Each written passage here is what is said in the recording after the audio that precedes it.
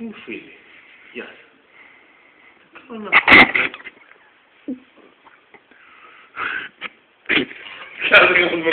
Πάω μου τα μου.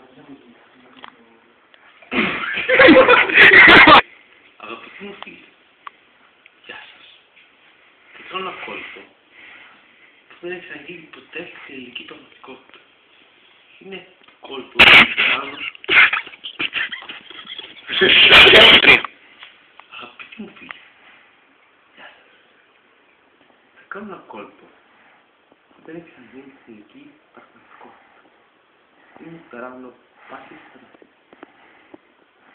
Κοιτάξτε με πολύ καλά και μην το κάνουμε φυσικά παιδιά.